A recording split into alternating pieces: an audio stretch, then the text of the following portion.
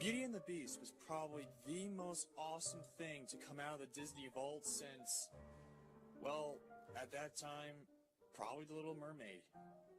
Or, dare I say, Star Wars? Oh! Anyway, it changed not only Disney animated movies, but it changed the way we viewed Disney princesses. Before this, we kind of thought Disney princesses were kind of...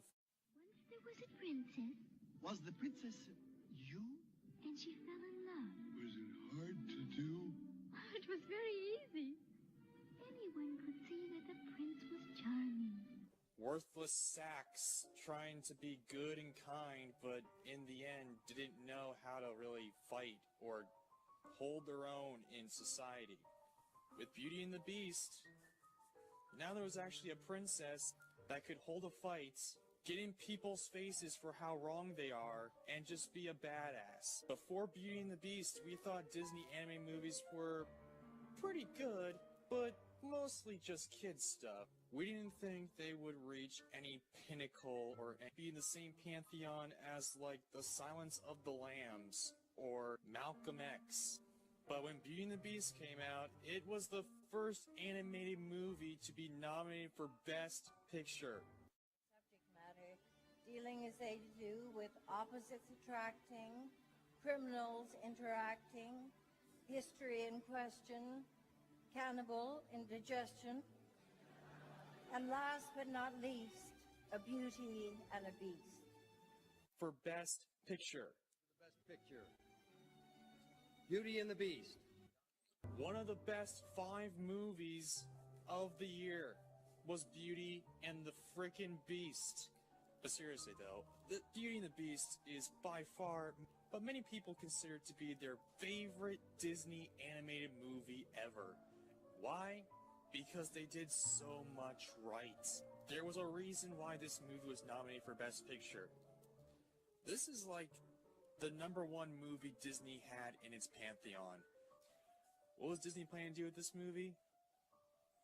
Well, exploit it, of course. Because, hey, it's the best thing we got. So why don't we exploit it to the nth degree?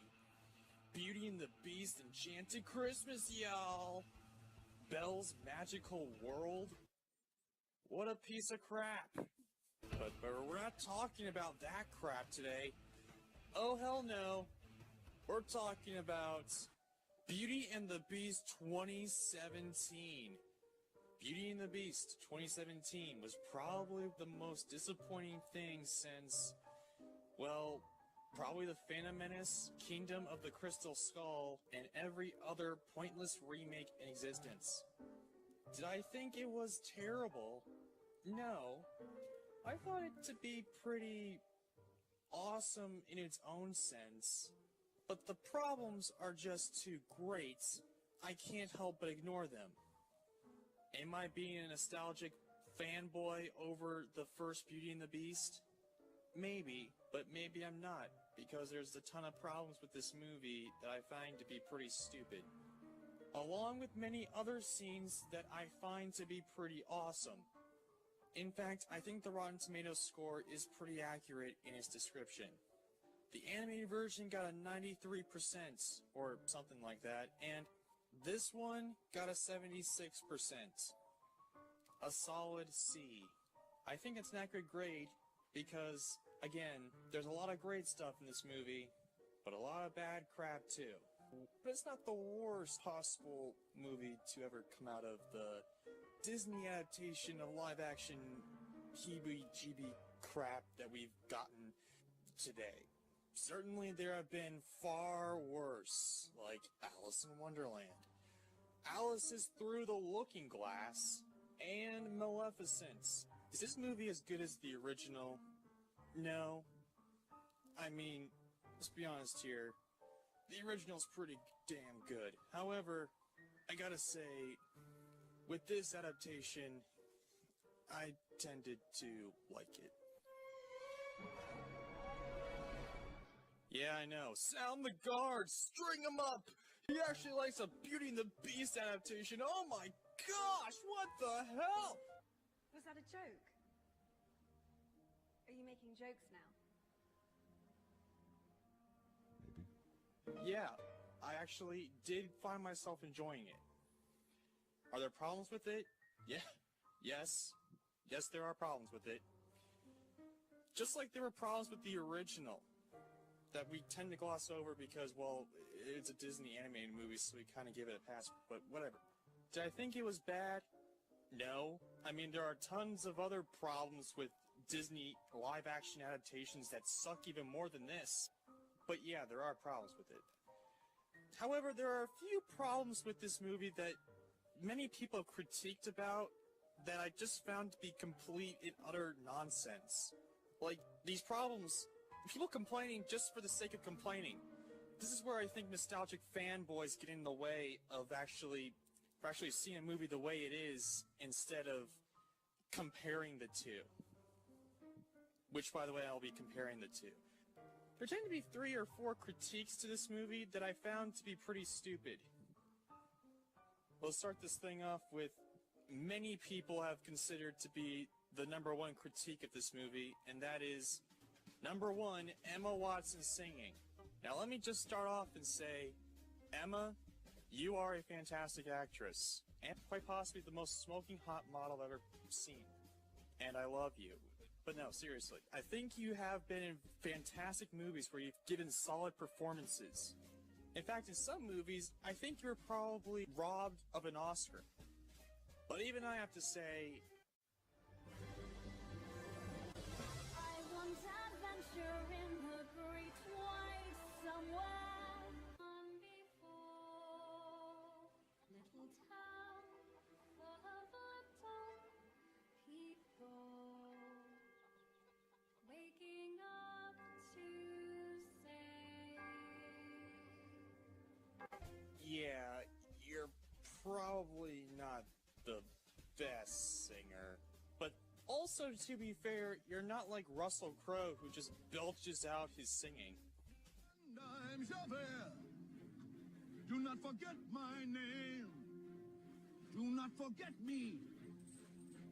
24601. Actually, upon first viewing of this film, I was kind of taken out of it. I mean, let's be honest here. She doesn't come close to the original actress who played Belle. In fact, no one can really take her place. I want adventure in the great white somewhere. I want it more than I can tell. However, upon second, third, fourth, fifth, and sixth viewings, yeah, I don't really have much to do. I'm kind of a Beauty and the Beast fanboy, so yeah. String me up! Anyway, I gotta say, the older songs that's in the movie, she doesn't sing quite that well, but the newer songs that probably came out of the play and I really haven't heard, she was actually not that bad.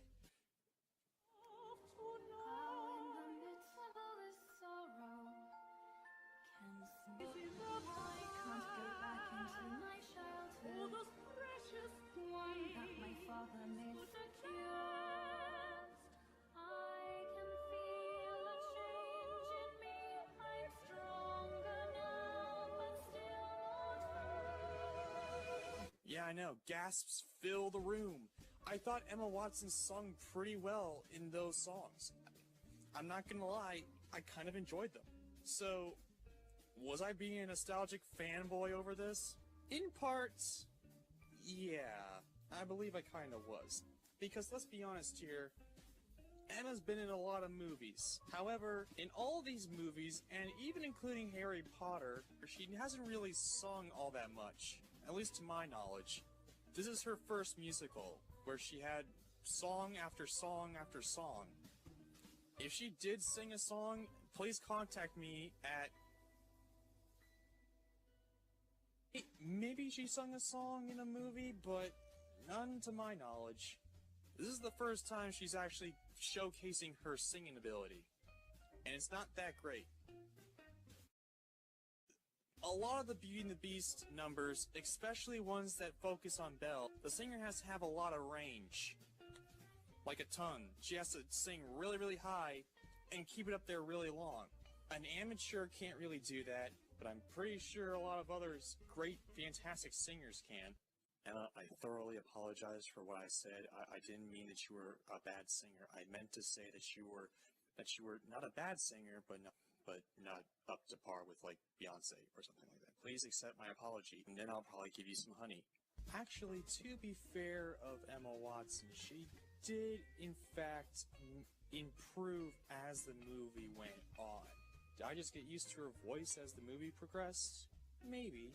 But, honestly, I didn't think she was that bad.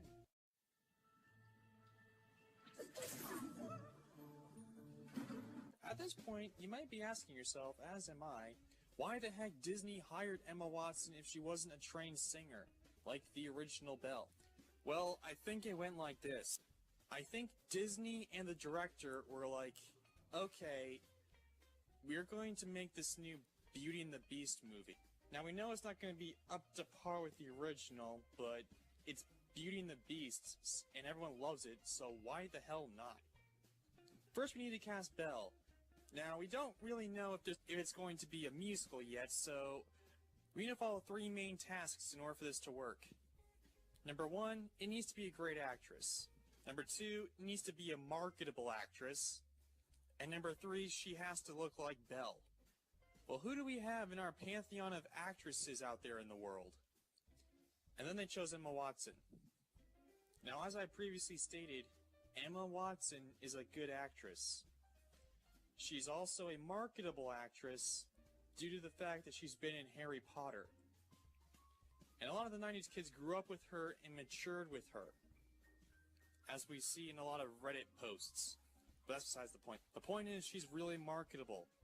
In this movie, they have a chance to not only market for the little girls, but for people who grew up with Harry Potter to go see this movie. They may not like Beauty and the Beast, but they're fanboys over Harry Potter and anything that they can get their hands on. So why the hell not? Oh, and also, she's pretty much a spitting image of Belle. So why the hell not? Now you might be asking yourself, why the hell Emma Watson became Belle in the first place? Well, it's a number of things. For one, every girl in the frickin' world wants to be a Disney princess. No matter what color, shape, or size, or even social nobility, I'm pretty sure that every girl wants to be a Disney princess. Even if they don't say that, deep down in their hearts, deep down they truly do. Every girl wants to be a Disney princess, just like every man wants to be a superhero. Speaking of which, have any of you seen the new Guardians of the Galaxy movie? That thing was freaking awesome with all the lasers and blasts and huge explosions, manliness, huge planetary destructions, bright colors, it was awesome soundtrack. Oh wait. What were we talking about again? Oh yeah, princesses. Also, it didn't hurt that Belle was probably the more famous Disney princesses. I mean, look, she's always to the right of Cinderella whenever you see all the princesses line up. Or is it to the left? I'm not quite sure. I get my lefts and rights mixed up all the time. I'm pretty stupid that way. But anyway, imagine if Emma Watson was asked to play the role of that thrown-in princess from the Black Cauldron. In fact, I'm pretty sure she would say in nicer words and a nicer tone, well, who the heck is that? Anyway, Belle is more recognizable. Which leads me to my last point. Another reason could be because she wants to break the mold of Harry Potter. Now look, what I'm about to say may shock you. Are you ready? Warning, this information may shock you. Are you ready? Here we go. We don't like change. Was that a joke? Are you making jokes now? No, I'm being completely serious. I mean, just think about it. How many childhood actors and actresses do you remember actually making it outside of their tentpole franchise? There are exceptions to this, however, and Emma wanted to be one, which is understandable. However, she had to take the #1 step in order to break the mold. as with most things today, she had to do other things along with Harry Potter. Which she was smart enough to realize and do. Unlike Daniel Radcliffe, who was only Harry Potter and now is in such movies as Horns and Swiss Army Man. Great choice, buddy. However, Emma fell into some problems as well. She was mostly in movies that the average American would probably be like, what? Why is Hermione in this? Or, I've never heard of that movie. What the hell are you talking about? Anyway, I wouldn't say that it's been an uphill battle, because she has had great roles. They've just been in indie movies and not necessarily in big blockbuster franchises. If she were Belle, however, she may be able to break the mold of Harry Potter and not be known just as Hermione. Instead, she could be known as Hermione and Belle. I'm not trying to put her down. It's actually a good business decision. Actually, I give her a compliment. This is actually not a bad idea. On the surface. So in short, the reason why Emma Watson was casted as Belle was because she was marketable and looked like Belle. Emma Watson wanted to be Belle in Beauty and the Beast because she was a princess, and she thought that maybe it would break the mold for Harry Potter and turn her into something other than just Hermione. Does this excuse her singing capabilities? No, but let's be honest here. There are very few people that can act and pull off the range necessary for Belle. Does she compare to the original Belle? No, but at least we know where she's coming from, and no one can really replace the original Belle. I mean, it's like someone trying to take the place of Mark Hamill as Luke Skywalker. You just can't do it. Mark Hamill is perfect for Luke Skywalker in every way. He pretty much transformed the character. And I believe Emma Watson even tried to do this too, because she's not really playing the same Belle in the original. You can see that she's kind of playing herself. You can kind of see that Emma Watson charm flowing out of her, which I believe kind of added to the role. Is it perfect? No, but neither was the original Belle. Even she was kind of, you know, that old Disney princess with just being giddy and happy about random stuff. And just being pretty perfect, I guess. No faults really whatsoever. This Belle, you kind of understand where she's coming from. And Emma Watson plays her to the best of her ability, even with the singing. There, I just talked about Emma Watson being Belle for the past 20 minutes. Get off her back for not singing absolutely perfectly, you nostalgic fanboy. Once I see one of you guys performing every note perfectly in every song in Beauty and the Beast, then you can criticize her. As for me, I can sing every note perfectly, but I can't really sing the words due to the Disney trademark, so I'll try to sing the notes. Be our guest!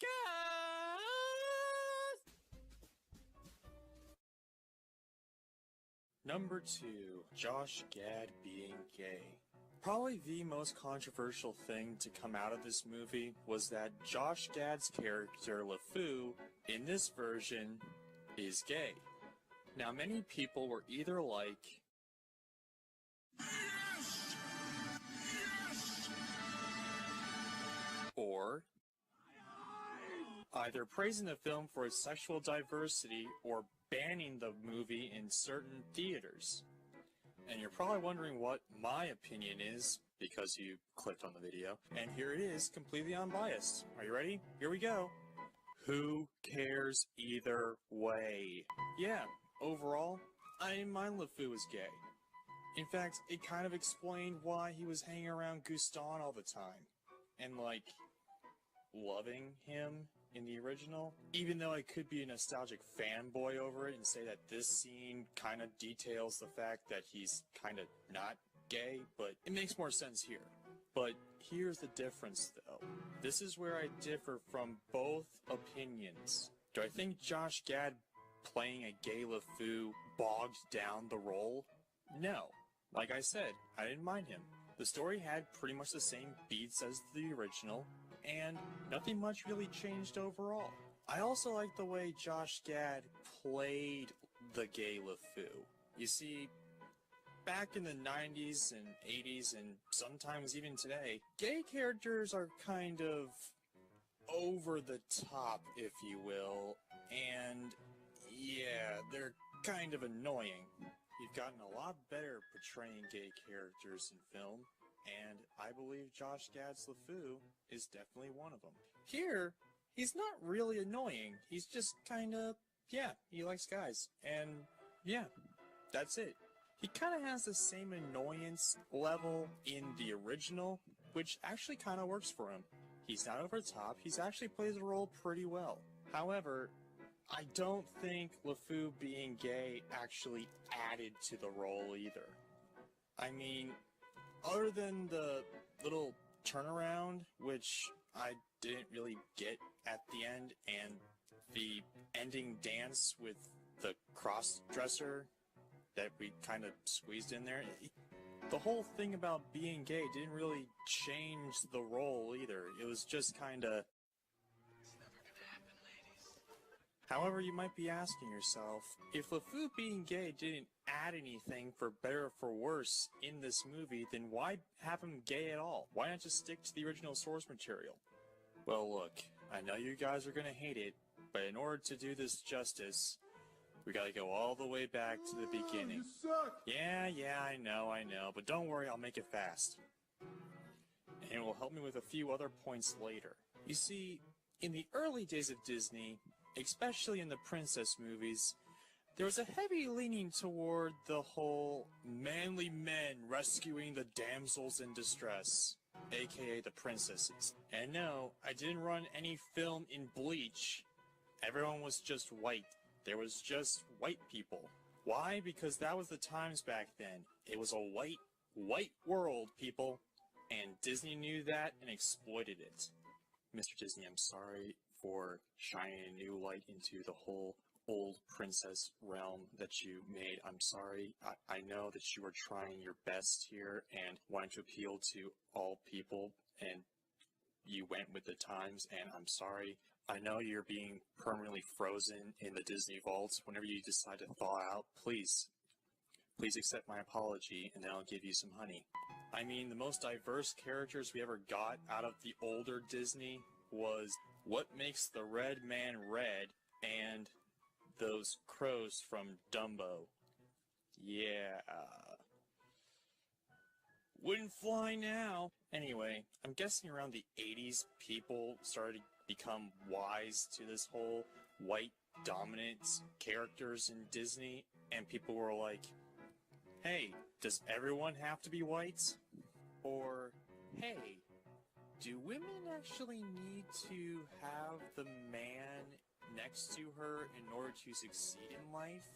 And, I don't know, go in the kitchen? And Disney heard this and decided, you know what, yeah, we can change the formula a little bit. And lo and behold, we got Ariel. Wasn't shown in the kitchen. Wasn't always happy and cheerful and waiting for the prince to save her. She actually went out and did stuff. She wanted more.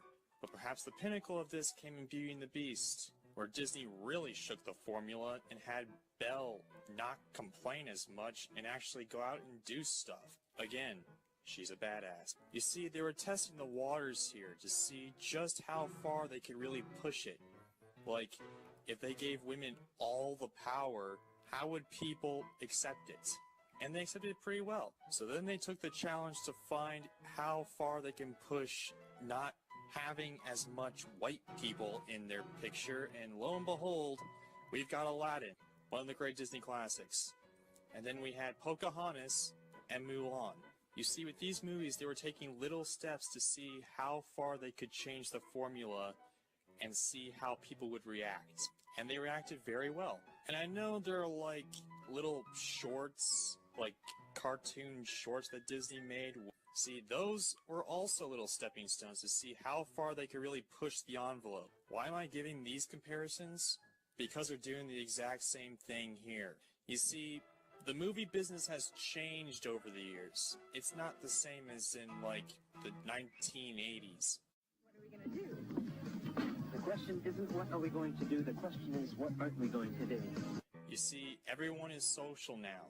Everyone around the world now knows how bad Gem and the Holograms were, or how bad Nine Lives was. And no one went to go see those movies. Why? Because everyone said it sucked. And Disney isn't in the business for civil rights. They're in the business to make money, plain and simple. And with such a controversial subject as this, they really have to tiptoe over this. See how far they can go without pissing off their audience. And they did, kind of, with that Disney Channel show that showed a lesbian couple. I don't really know what the show is, but I guess the fans of that show were like, yay, great, aka they didn't care. I'm not sure if there were other attempts at this before Beauty and the Beast came out, but anyway, they made LeFou gay.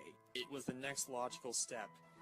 Even if this movie sucked, Disney knew they would still make a ton of money off of it. Why? Because of Disney fanboys who love the original. So in order to test the waters a little bit, they put in a gay character for pretty much no real reason. But everyone seemed to enjoy it, so yeah, the next logical step would have to be Elsa getting a girlfriend. We did it, guys, we did it. Honey all around for everybody! Number 3, the designs of the crap. So in many reviews that I found online and whatever, I've noticed that there are a lot of complaints about the characters. That being the miscellaneous crap that comes to life, like the candlestick and the clock and all that stuff. Most of the complaints were pretty much like, it's creepy, or it's more scary than the Beast. To that I say, what the hell did you expect? I found this to be the most stupid complaint about this movie. Why? Because, ladies and gentlemen, that's what they're going for. I mean, think about this for a second. Imagine that you went into an old, scary castle filled with antiques that your grandma probably got from Antique Roadshow. And all of a sudden you found out, hey, these things are alive. Would you be like, oh, they're so cute? Or would you be screaming in fear? I think I would choose the latter. And crying like Caillou. Skating wasn't as easy as he thought it would be.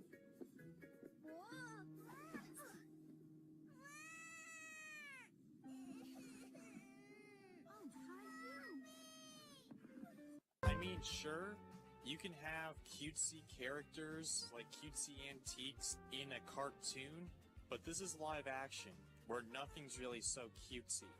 It's supposed to look real, not fake. I have this an example.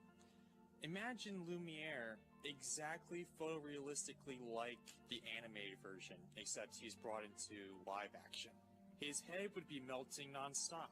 Or what about Cogsworth? He seems a little too springy and pieces just flying all over the place. If that happened in live action, he'd probably die.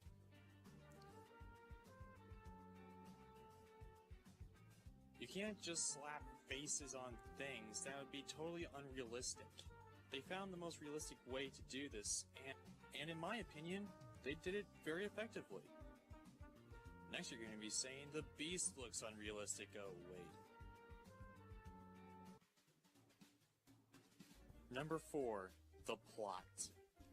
So you might be asking yourself, if I don't have any problems with what other people are complaining about, what do I have to complain about? It seems as though as I love this movie so much that I don't think there are any faults with it, right? In fact, this movie is probably up there with The Godfather Part 2, Star Wars The Empire Strikes Back, and Singing in the Rain, right? Is this the Citizen Kane of musicals? No. You see, most of the problems tend to come from the overall plot, which was pretty much worked by this guy. That's right, the return of the crappy director. You see, the problems with this movie tend to stem from it staying true to the original. Except now it's less impressive and sometimes not really that good. Now granted, there are some new stuff that aren't from the original movie, but even that wasn't original. This is all just happening so fast. That was a very brave. That's originally from the play. And since I've never seen the play, I tended to gravitate toward these scenes rather than the scenes that were from the original animated movie.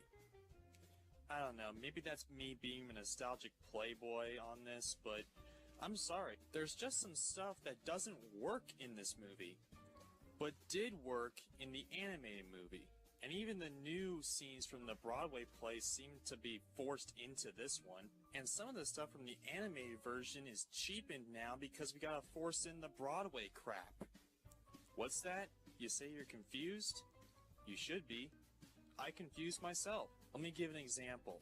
You see, there's this new scene in the live-action movie that I assume is from the play because it's nowhere in the animated version, where Belle and the Beast get transported to Paris using a magical book somehow. And I guess it was a gift from the Enchantress or something? Okay. So you're saying that after she cursed you, she left a book for you? Well, wasn't that nice of her? Anyway, while I found this scene to be some good character development for Belle, in the back of my mind I still ask myself, why didn't you just use the mirror? I mean, do we really need the book to transport us there when we can just see it in the mirror?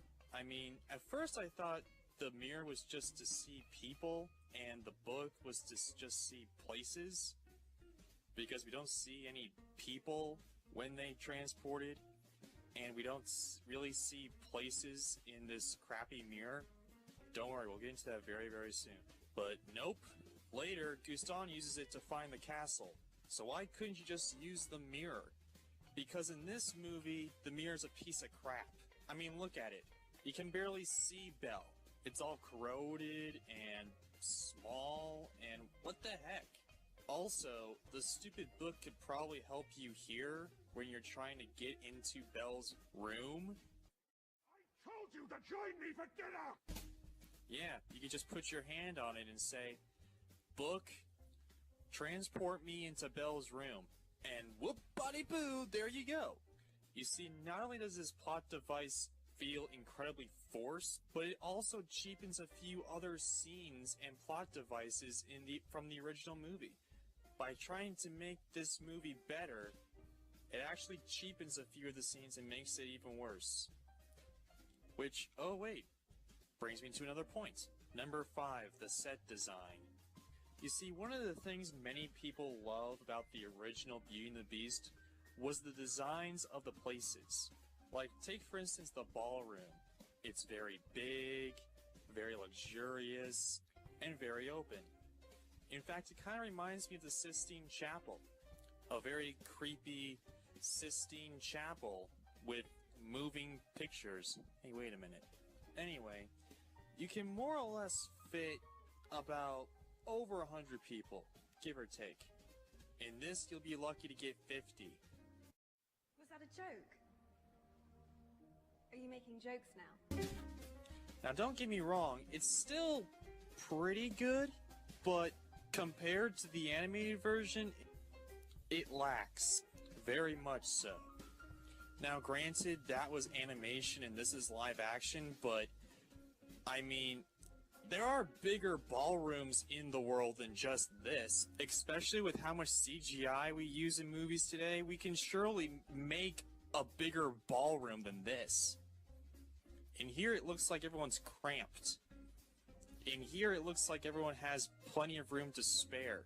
In fact, they could probably build houses in this one room alone. Now look, am I saying that these sets suck? No.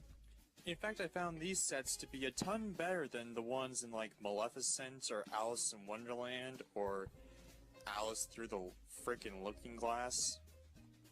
But ever since Disney made the decision to have an almost exact replica live-action adaptation of one of the most beloved classics in the Disney library, in the back of my mind I tend to compare them. Does that make me a nostalgic fanboy? Sure, I don't care. I like what I like.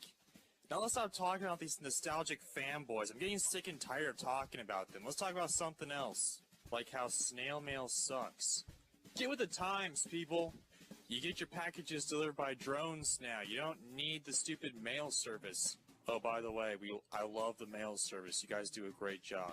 By the way, where's my Amazon package? Number 5, the stupid beginning scene of this pointless movie. And no, I'm not talking about the opening scene where the beast turns into the beast. Although the stained glass windows were ingenious, we have to establish that this Beauty and the Beast is a different one. One that's not filled with stranger danger. So that's it, moving on. No, I'm talking about the song Belle. And yes, this is the worst scene in the movie. I hate this scene more than life itself. It's just so awful. Every time I watch it, I ask myself, where's the rum gone? No! Not good! Why is the rum gone? You remember how I addressed all those complaints and possibly more that the Beauty and the Beast haters were hating on with this movie? Yeah, all those complaints are founded in this scene alone. In fact, this one scene is so bad, I think that the director, while making this movie, completely forgot about this one scene and was like, oh hey, we need to do some reshoots. I forgot the most important scene in the movie. The opening song number. I'm so lazy I directed a Twilight movie. That's my high point. Whee! Now before all you people complain about how I think that this is the most important scene in the movie, let me break it down for you. You see, every movie needs a launching point. If you don't have a critical launching point in a movie, it'll determine whether or not this movie sucks or is so freaking awesome you want to watch it for the 28th time. You know, it's kind of a feeler for what you're going into. If it's poor quality, you know the rest of the movie's probably going to be the same way. And if it's good, then you'll want to continue for the ride. The reason why people didn't rush out after this one scene and complained about it on Twitter, well, most of them, was because they knew what was coming. A better, more overarching story. In fact, I could probably nitpick this scene to death to explain why this scene sucks more than the rest of the movie. But you know what? I'm not going to. I'm going to nitpick every frame of this scene because it sucks that bad. No, God! No, God, please, no! No! No! No!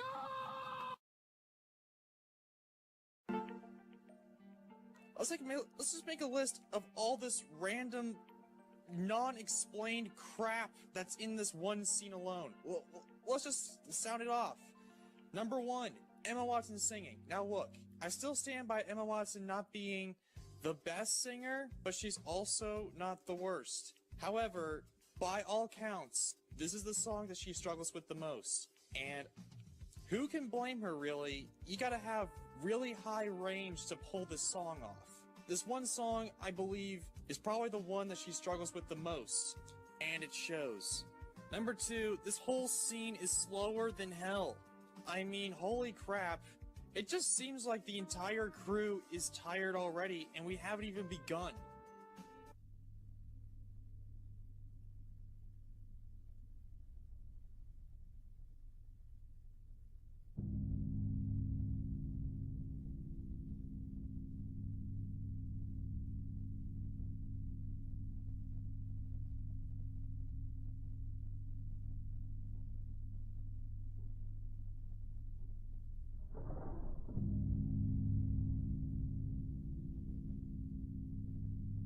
We have not yet begun the movie, and yet everyone seems tired and not wanting to go to work. it's not even funny. It's just, I'll tell you, after watching this scene, this looks like it's on fast forward. I mean, it's so fast, but yet effective. This one, I have no idea. Everyone just seems kind of tired and not really wanting to come to work for some reason. In fact, they all seem like they're singing from cue cards. Oh wait, that's number 3. Number 3, everyone seems like they're singing off of cue cards. Everyone complained about Emma Watson singing, but let's be honest here, everyone in this scene sucks. Like, really, really bad. It's uncanny how bad they are. It all seems like they're singing off of cue cards. It's ridiculous. I mean, what the hell? All these people singing, it's just not... None of them work. None of them. Except for maybe Gaston, but even he seems like he's kind of tired. But let's be honest, Luke Evans will never be tired of Gaston because he's the greatest thing in this movie. But we haven't even gotten to that part yet. We're still at like the 7-minute mark. What the heck? Number 4, this guy. I mean, I don't understand, but I mean, I don't understand why this guy was in this movie to begin with. I mean, in the original, Belle does stop singing, but she stops and talks to the baker. A regular, everyday baker. And sure, they kinda gave him some character, but not a lot. It was pretty much the stereotypical baker we've seen in every Disney movie, or practically every movie that we've ever had a stereotype in. This movie talked to this random guy who forgets things. Have you lost something again? Well, I believe I have. The problem is I can't remember what. Oh well, I'm sure it'll come to me. Already, I have a huge number of questions, like, why can't you remember anything? Have you gone to the doctor? Do you have a family? Where's your wife? Why are you walking in the street without any supervisors or something? Is there anyone there to help you? Is the donkey your guide animal or something? Do you have a disease? What's the problem here? Why do you keep on forgetting things? Alright, this movie makes me have a ton of questions that I question my life. Also, we get this weird scene. I guess it's number 5. Belle gives the donkey a lemon. What the hell was that? Why does she give the donkey a lemon? I mean, it's not even... I mean, it's small, but it still gives me questions that I don't understand. Like, why? Why did you give the donkey a lemon? I mean, I'm not gonna sit here and say I'm an expert in farm or donkey anatomy or anything like that, but I'm pretty sure you can't give a donkey a lemon. I mean, look, goats eat tin cans. Even though they can, you probably shouldn't let them eat tin cans. It's just nuts, you know? Now it gives me questions like, will the donkey die? Can donkeys have lemons to eat? Where do donkeys come from? Why can't they eat lemons? Or can they eat lemons? Keeping it in his mouth, not really chewing. He's just holding it in his mouth. There's no way that we can mistake it for something else because they clearly show in a close-up shot that he's eating a lemon. Just this one sequence in this scene alone just makes me want to question, like, what the hell am I doing with my life? Number 6, trying to put this in real life. Now look, many of you who haven't sat through the credits and read that it was based on a book, this is actually based on a book. A really old book, in fact, that was published in 1740. It, too, was French, and it was originally called Les Belles in et Bete, something like that. I don't even know. I can't speak French, people. Get off my back. Anyway, I haven't read the book, so you Beauty and the Beast purists that have read the book, don't judge me when I say this movie takes place far too close to real life. What does this got to do with the book? Well, again, I haven't read it, but it seems to me that they also took some elements from the book. Either that or they really did their research on this one. It's just too bad that they were looking in the wrong place. Just watch the movie, my gosh! Anyway, in the original, you can kind of tell that it's based in France, maybe, if you looked hard enough. After all, miss, this is France, and a dinner here is never second best. But you can't really tell. And you also can't tell exactly what time it takes place in, giving more of a fairy tale element.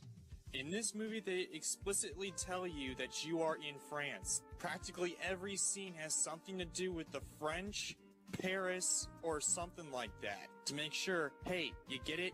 You're in France, damn it! Also, if you take in the context that there are wars being fought in the Beauty and the Beast universe... Terrible, you've got us. Yes. But ever since the war, I felt like I've been missing something. That's right, wars being fought, and frickin' plagues, man. What the hell is that about? Anyway, if you really research it, you can find out it takes place exactly between 1720 and 1750, or something like that. I bet you were shocked as I was in the theater to hear that Gaston was coming back from fighting a war, which was pretty much, from what I can tell, an Anglo-French war, or something like that, that took place between 1744 and 1748. Also a little detour here, the Beast says that Belle's mother was killed from the plague or something like that.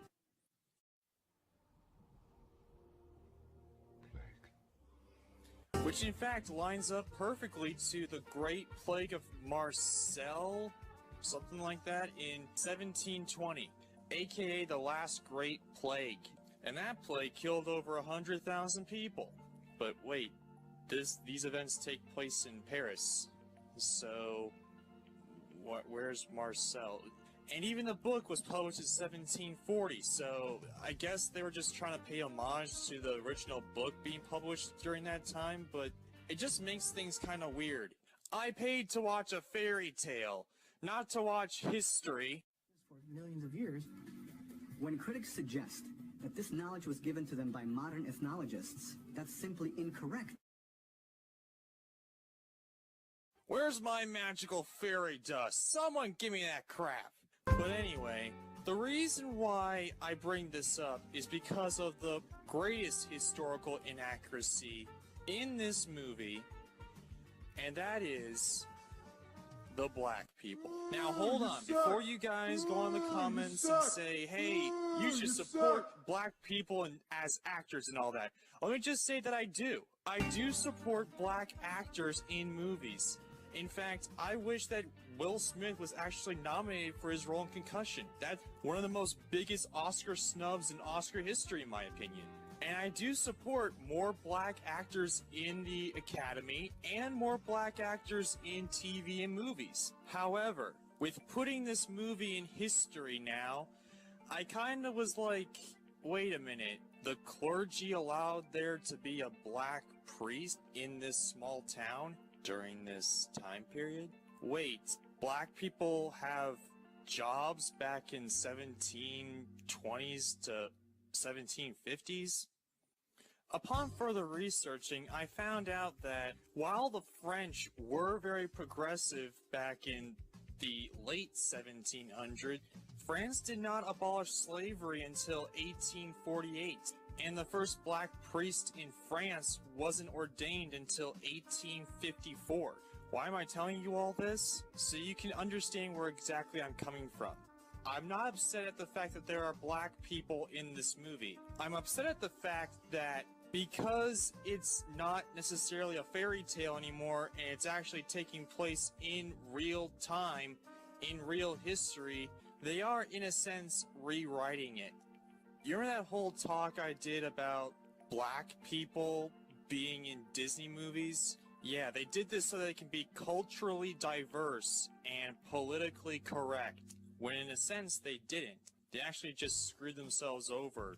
You may not have noticed it, but if you're smart and you know a little bit about world history, this doesn't really make a whole lot of sense. Actually, it would make more sense for black people to be in the animated version rather than this version, because in the animated version, it's not set in a specific time frame and in a specific place. It's, in a sense, a long time ago in a land far, far away, like a fairy tale should be. Here it's just awkward, thus fuming the flames as to why this scene makes no sense in overall narrative. I mean... Was that a joke? Are you making jokes now? Holy crap! Number 7, the acting. The acting sucks in this scene. And no, I'm not talking about the songs. I already talked about that. I'm talking about just the talking. I mean, oh my gosh. Bon voyage. Bye. Wow, that was a fantastic read there, Emma. Was that your, like, Oscar moment of the scene? Because it really wasn't. I mean, oh my gosh. Everyone in this scene, whenever they talk, it's just terrible. It's just awful. I mean, what the hell? I can't believe I'm continuing to go back to this scene because it's making me dizzy, but because it's making me a little woozy and kind of dizzy to do this, but in the original, scene was kind of exaggerated. People talked, but they were expressive and they actually gave a crap. Here, I have no idea what the hell happened. Did they shoot this scene last? Were they like done with the movie and then all of a sudden, oh no, we gotta shoot the first scene of the movie? People were like, what? Are you kidding me? Why did you forget that scene? And the director was like, I don't know. I'm a pretty bad director. I directed Twilight, so I don't know. Why did Disney hire me? I want to make more Twilight movies. Anyway, the acting in this scene is just awful. There's no emotion. There's no weight, except for this guy, which, why? Except for the forgetting guy, which I still don't understand. Why is he in this movie? It just doesn't make sense. Even Gaston, he seems a little, I have to admit, Luke Evans seems a little bit more reserved in this scene than in any of the others. In fact, his character seems all over the place. First he's dignified, and then he's splashing women with mud. Those are just the scenes that are not, then when he's not singing. It's really weird. I don't know, it's really weird. And then when he's singing, he's exactly like Gaston. What the heck? Oh yeah, we come to number 8, the color. Oh my gosh, this scene's making me want to barf, but I gotta continue. I have to finish this, or else I won't have satisfaction for myself. Oh my gosh, holy crap, this scene. Anyway, the colors suck. In the original, it kind of made sense as to why Belle was kind of different from all the others. Because she wore blue, and it seemed like the prince beforehand, the prince's favorite color was kind of blue. Because in the opening, we see the prince wearing blue in the stained glass windows, and toward the end, we see him, and toward the end, when he's like a prince now, he's dressed up in blue garbs and all that. In this movie, just because she has blue doesn't mean everyone else has to have blue. A lot of other people have blue in this movie. They're wearing blue. It doesn't make sense.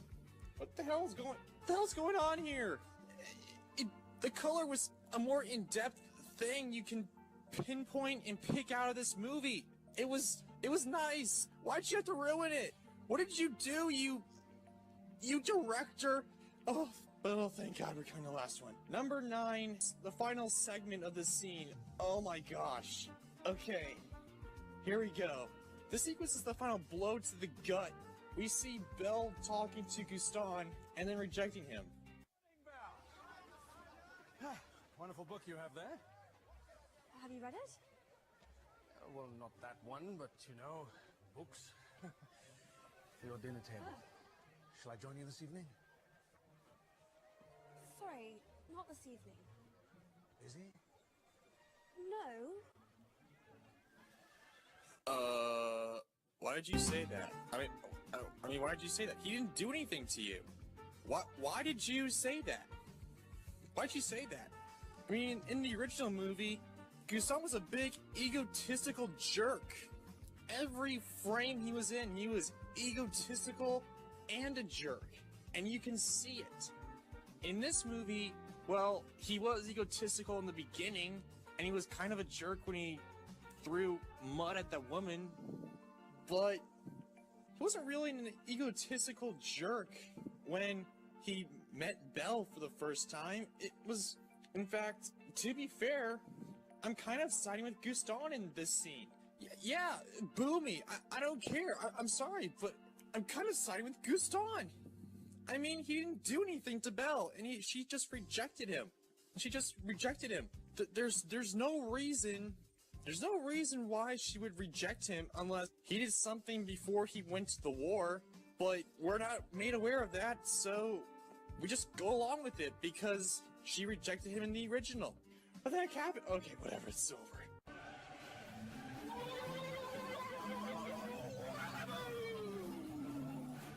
However, just as I'm about to turn it off and throw it in my trash compactor, a saving grace makes this movie do a complete 180, and that is Belle and Kevin Kline's relationship.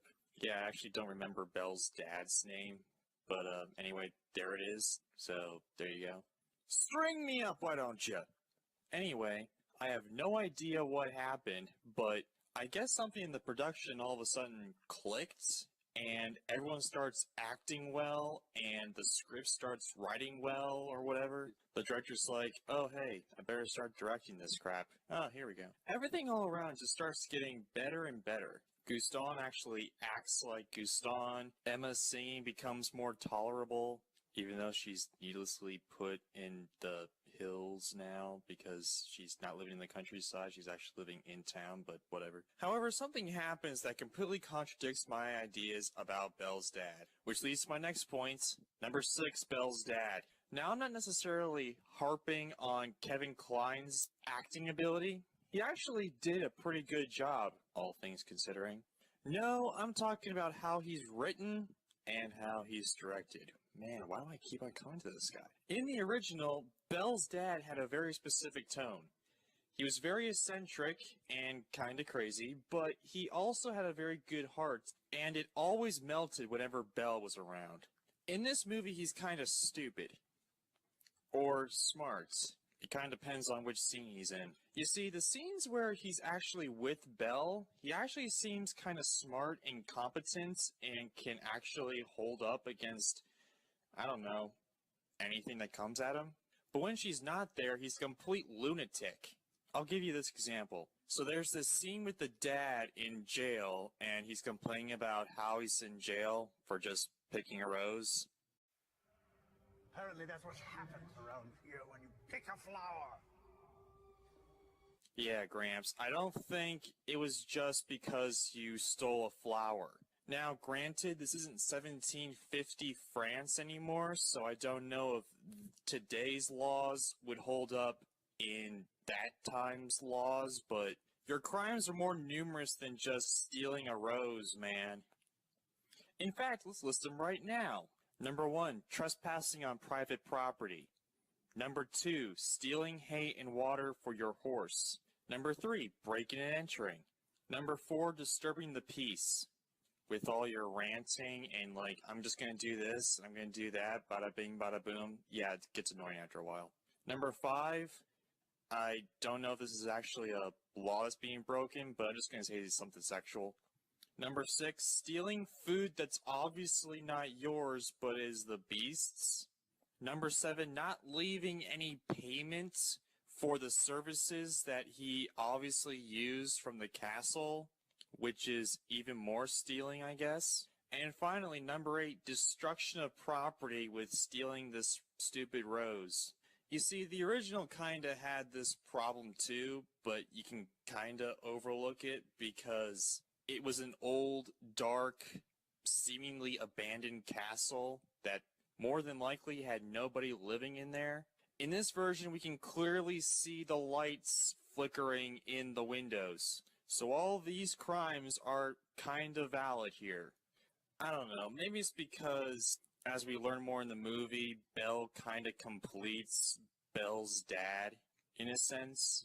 Without her, he'll kind of be alone and kind of bumbling around, which kind of makes it more bleaker for him because in the end, she kind of gets together with the Beast, who, by the way, still doesn't have a name. Actually makes you kind of sad if you actually read into it. Yeah, Belle's dad's alone now, and he's probably going to be bumbling around, living by himself or something. Unless he moves in with Belle into the castle, but that kind of seems a little, I don't know about you guys, but I would love to have my scary as hell father-in-law come in to live with me and my wife. Yeah, that can't be bad at all. Number 7, scenes that don't make sense. Finally, we get to the scenes in this movie that just don't make a lick of sense. Like, for instance, there's this scene in the movie where Belle is teaching this little girl how to read, which is not weird by itself. It's actually building upon why everyone hates Belle so much, and is a welcome addition to the movie. However, I'm guessing that Bill took another nap in his chair because something stupid happens again. And now it's time for the #1 most unorthodox person in the entire history of anything ever! What? Teaching a little girl to read?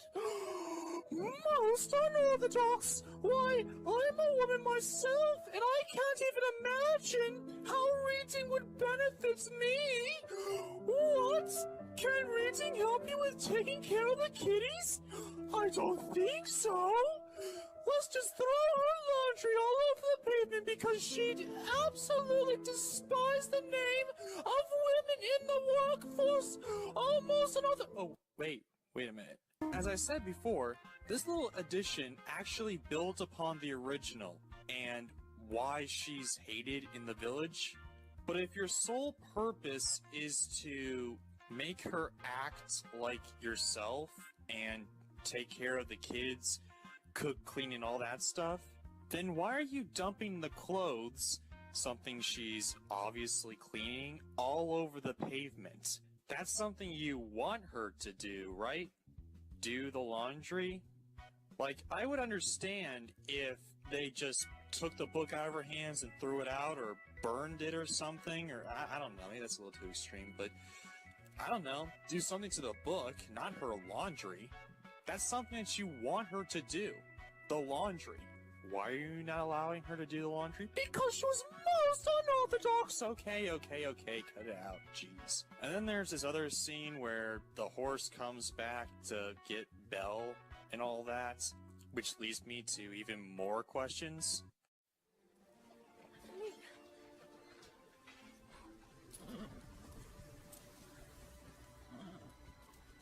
What happened? Where's Papa? Take me to him. Yeah, honey, the horse isn't going to talk back, right? I mean, this isn't Cinderella. I mean, I don't even think Cinderella's even Cinderella anymore, but still, the horse isn't gonna talk back to you. I mean, he's not a dog where he can just lead you to where he is. Oh wait. I guess he is a dog now. He's leading her right to her father. Uh-huh. Now, to be fair, I'm not an equestrian specialist or whatever, so I don't know the ins and outs of what horses can do. But this just seems like a dog thing to do. I mean, horses go where the master on the back wants him to go. He doesn't lead you to where he wants to go. And then fast forward is pretty much exactly like the original, up until this scene. He's a thief. Liar! Wow, that was a fantastic read there, Emma. Yeah, great. And then we get some more good stuff with Belle and her father, which is actually the best part of the whole movie, in my opinion. And then fast forward is pretty much acting exactly like the original, except for a few little tweaks that again build upon the original, like Belle still being freaked out that Lumiere actually exists and all that. And then we get the okay Gaston number. I say okay because it looks like a Broadway play adaptation of Gaston, but again, I haven't seen the play, so I can't really back that up. But I don't know. It's serviceable. It's serviceable. You know, whatever. But I guess now we're getting into number 8, crap that was forced from the original into this movie. So then we get into this really forced and unnecessary points in the movie where the Beast is like trying to bash down Belle's door and whatever. Not the initial act. The Beast actually banging on Belle's door and all that. That's some of the best acting in my opinion, of the entire movie. No, I'm more or less talking about the writing of this thing. You see, there's a scene in the original movie where the antiques are talking to the Beast and giving him dating advice, and then he smiles really awkwardly and scarily.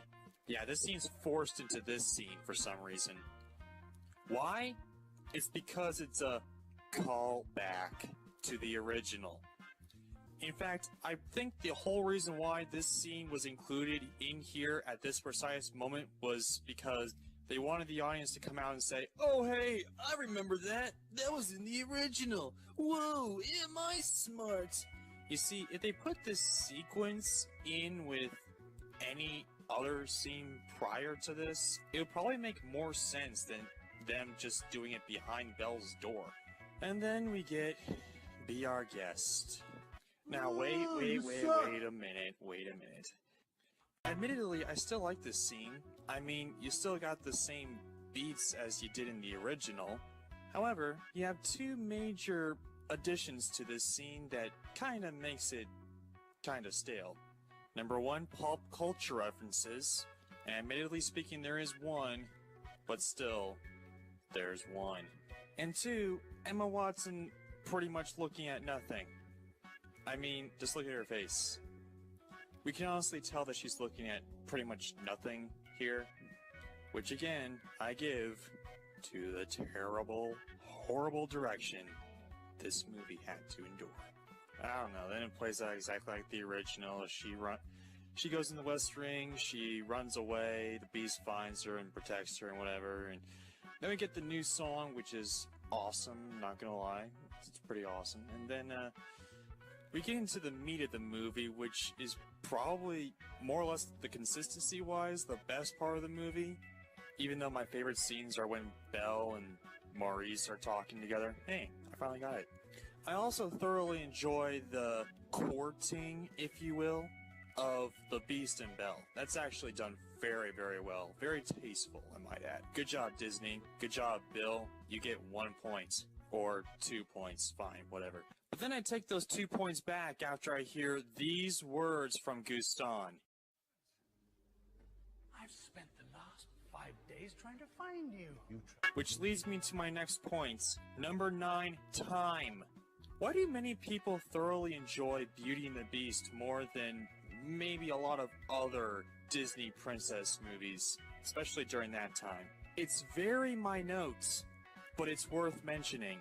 It's the passage of time. Time necessary to build a relationship, like an actual relationship. In fact, it's one of the reasons why Beauty and the Beast was nominated for Best Picture that year, I believe, was because of this one montage where Belle and the Beast, over the passage of time, start getting closer together. You see, this could be weeks, months, maybe even a couple years. We don't know exactly how long this is. It's open to your own interpretation. If you like the older style of Disney, then it could probably be a couple days, fine. But if you're like me, who's like, yeah, that would never happen in real life, you could say, oh yeah, this takes place over an extended period of time that we don't know about. In this movie, they kind of do that. You kind of see a montage of them growing closer to each other over an extended period of time. Plus you get this awesome scene.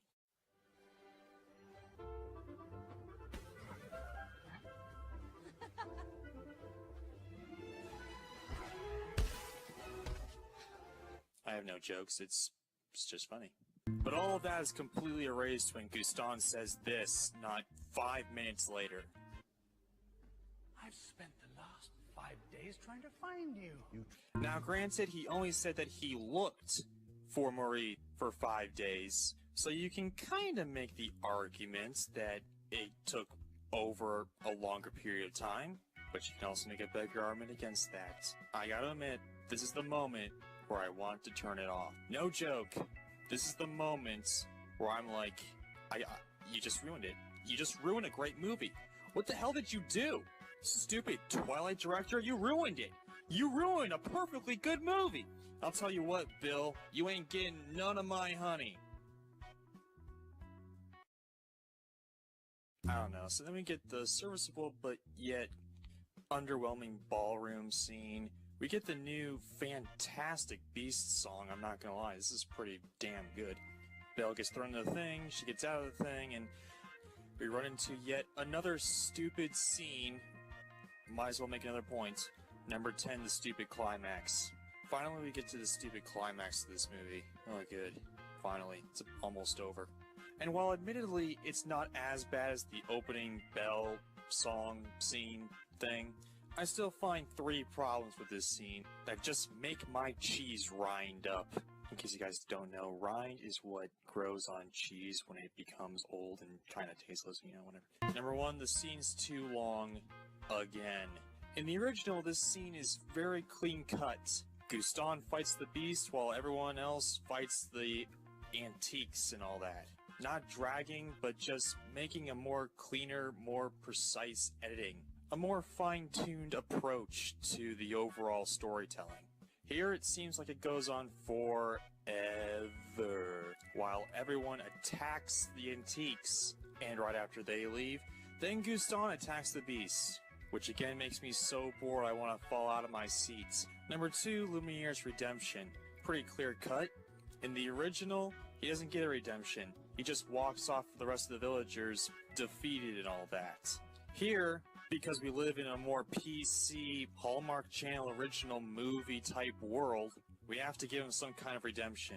In fact, you know what? Why don't we just let all the villagers have some kind of redemption? Thus teaching your kids, it's okay to attack someone who's different from you, as long as you can say, I was brainwashed into thinking this, and have no moral obligation to this whatsoever. As long as I can say that, I'm in the clear. Good job, kiddies, you learned your lesson.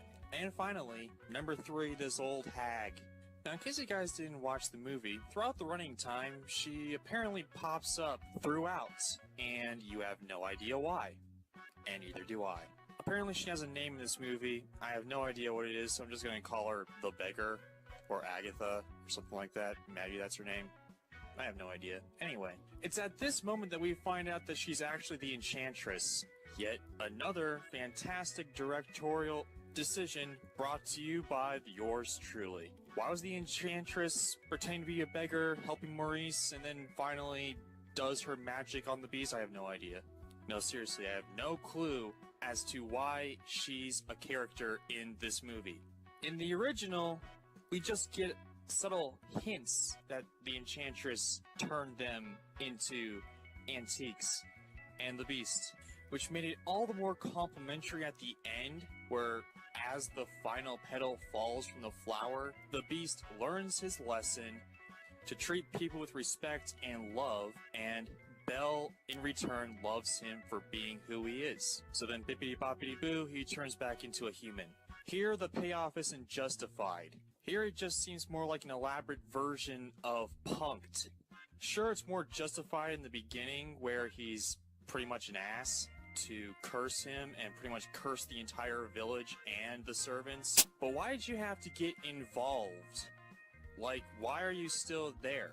And why didn't Belle say that she loved the Beast before the last petal fell, like in the original? Why? So that this broad can come in and not be useless at the end.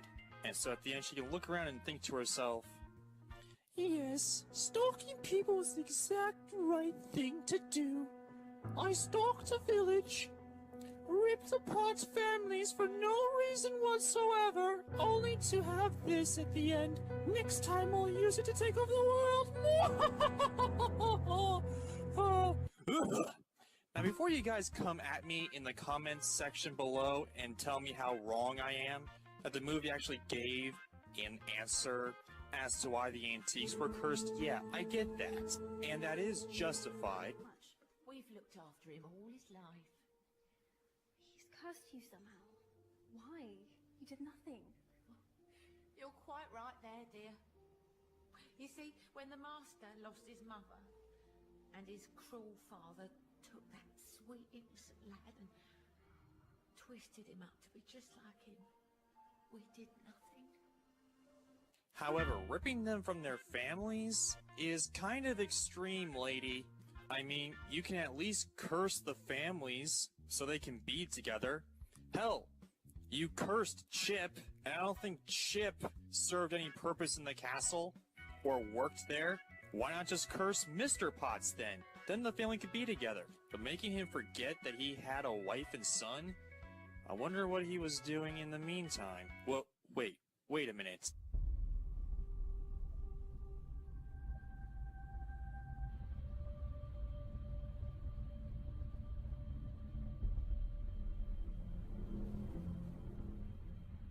That idiot who forgot everything is Mr. Pot? Are you kidding me? That's Mr. Pot?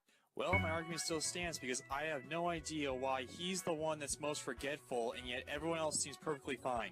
And not forgetful? Why is he the one with dementia while everyone else is just happy-go-lucky? Oh, man, we're getting back into this scene. Let's just end this right now, please. Okay, so Gaston dies, the Enchantress gives us a cop-out ending, everyone returns to normal, everyone dances, Gandalf wishes he never got married to this old hag, Belle gives the most cheesiest joke since 2003. How would you feel about growing a beard? Maurice and Miss Potts share this weird look together that kind of makes me think that they're in love, but then she's married, so, you know, whatever, I don't really care anymore. And it ends with a terrible scene at the very end that someone forgot to edit out of the movie.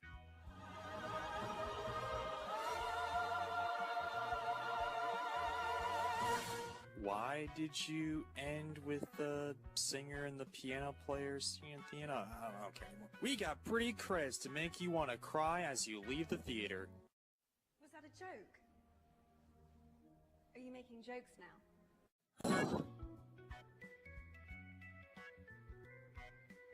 Number 11, the things I hate in the original.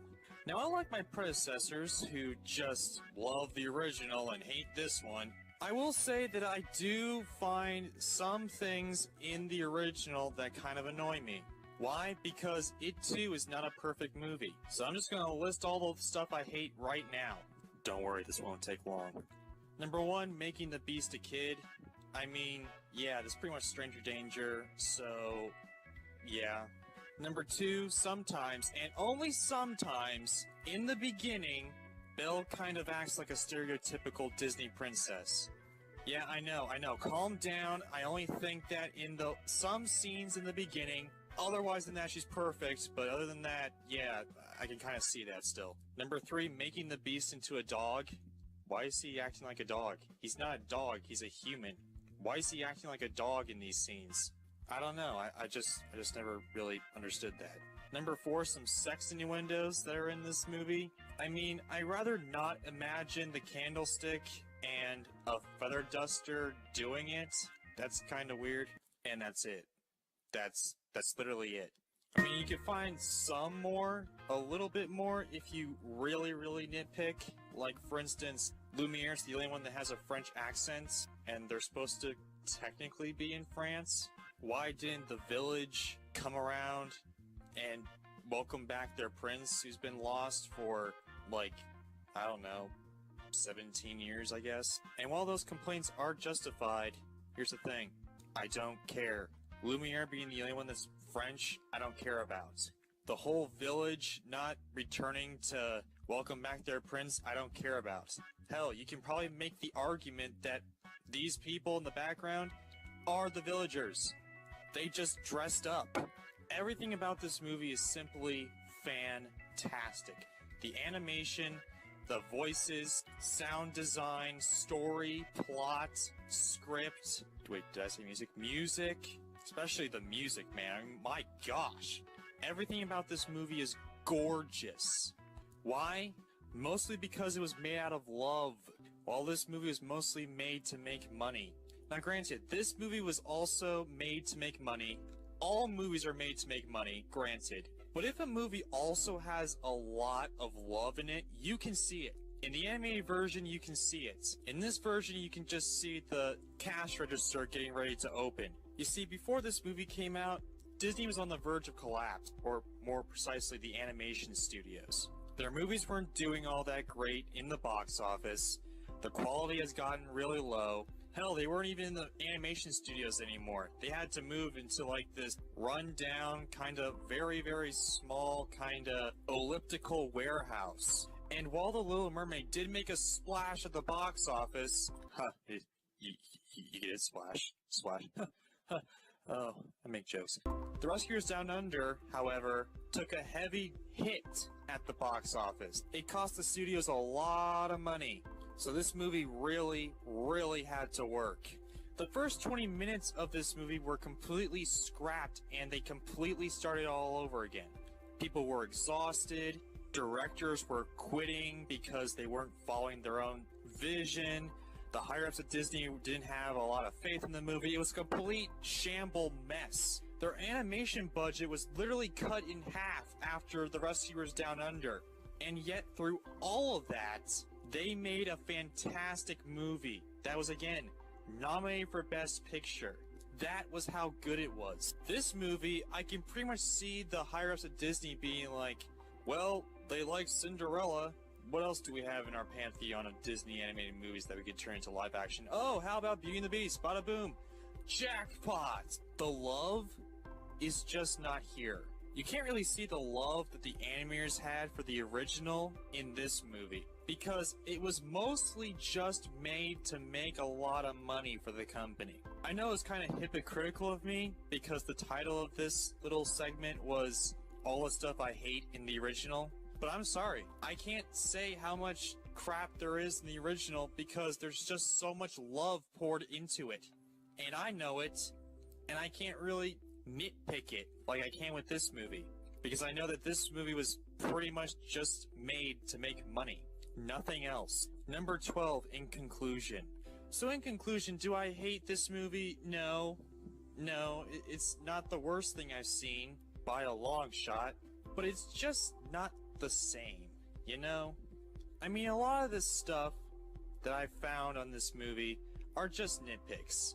They're not really big, huge, overlapping problems with it, although a lot of them are, but still, a lot of them are nitpicks that you can just overlook.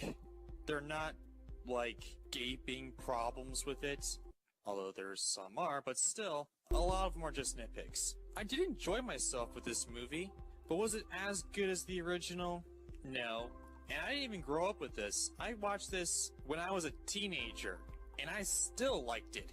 This movie is probably going to be critiqued by a lot of people, namely me, who liked the original, and we're going to critique every nook and cranny of it anyway.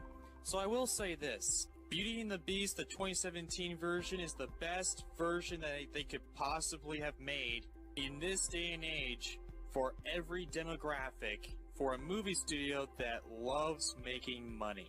I know it's pretty obvious, but I'm going to give the original Beauty and the Beast a fantastic. The 2017 version, though, I'm going to give a pretty good. You see, as much as I believe that Bill was the reason why this movie has a lot of problems, I don't think he's the main problem. I think the main problem was Disney itself. In order to be more marketable to the fans and to appease their image, they made a shot-for-shot remake. And the stuff they tried to do better, they kind of sucked at, because they needed to appease the fans. If they strayed too far from the overall story and fixed all the problems, then we would be on message boards and YouTube complaining about how completely different it was, which is what we're doing in the first place, but still. They tried to give us the products we wanted, while trying to fix many of the complaints we had about the original. But you see, without the complaints, we wouldn't have had the great products we had today.